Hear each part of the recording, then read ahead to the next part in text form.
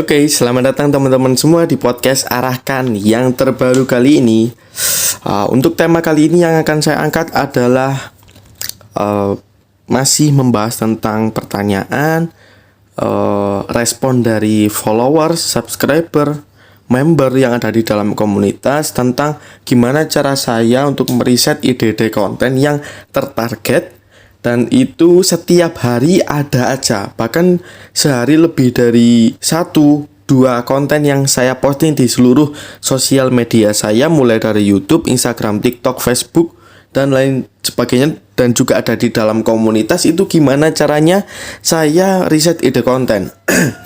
Oke, akan saya bahas di podcast kali ini. Semoga bisa teman-teman jadikan inspirasi atau bisa mendapatkan insight tambahan dari saya.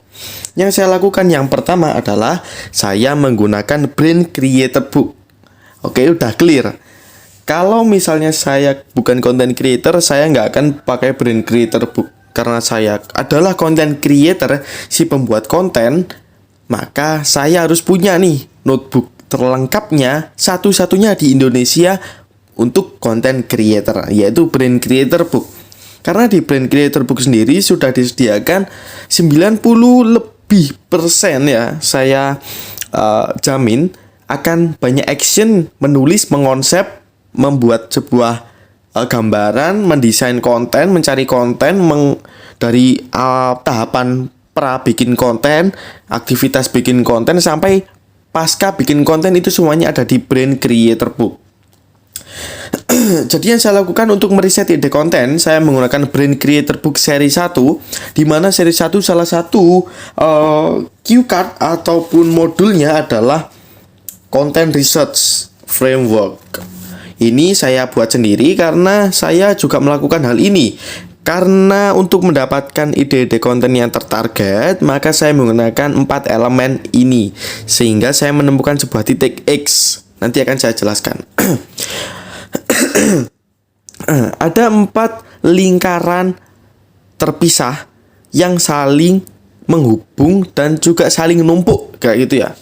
Jadi di lingkaran pertama ada niche, lingkaran kanannya ada brain, lingkaran kiri ada market, lingkaran bawah ada internet. Itu semua akan menghubungkan dan memunculkan sebuah perpotongan, yaitu titik X. Nah, titik X ini adalah rumusan ataupun ide konten yang berhasil terfilter ataupun terseleksi dari 4 elemen ini. Yang pertama yaitu niche. Nah, ini kenapa perlunya kita menentukan sebuah niche dalam membuat sebuah konten, karena konten hadir karena ada suatu bidang tertentu yang akan dibahas. Misalnya kalau saya niche-nya adalah digital marketing, spesifiknya membahas tentang konten marketing strategi, maka niche di dalam digital marketing dan content marketing itu banyak sekali ide-ide konten di sana yang populer. 1, udah clear. Yang kedua yaitu brain, otak, kreativitas. Manfaatkan teman-teman semua kreativitasnya, ingin passionnya ataupun sukanya kontennya ini diolah seperti apa, di konsep seperti apa, diomonginnya pakai format apa, di posting di platform mana, itu semua ada di bagian brain. Jadi sisi perfeksionis, sisi egois, ataupun sisi keinginan diri sendiri untuk menuangkan sakarepe kita dewe dalam membuat konten, itu ada di bagian brain. Yang lingkaran ketiga yaitu market. Untuk membuat konten, maka kita juga harus tahu nih apa sih kebutuhan dan keinginan yang dialami oleh market pada saat ini. Maka kita juga harus riset, kita harus tanya market sukanya konten ini enggak. Karena percuma dong kita bikin konten kalau misalnya dinikmati sendiri tapi market gak suka, kan ya percuma. Maka kita harus riset dulu nih konten tersebut apakah berhasil atau enggak di market. Maka kalau biasanya saya bikin konten di sosial media, meskipun saya ngarang tanpa ada riset sekalipun, itu tetap relate dan berhasil di market dan diterima market, karena saya sudah tahu market butuhnya dan inginnya konten ini meskipun tanpa riset. Yang terakhir ada yang namanya lingkaran internet. Jadi kita memanfaatkan tools seperti Google Keyword Planner, Google Trends. Kita manfaatkan search engine Google, search engine sosial media Instagram, Facebook, TikTok, YouTube.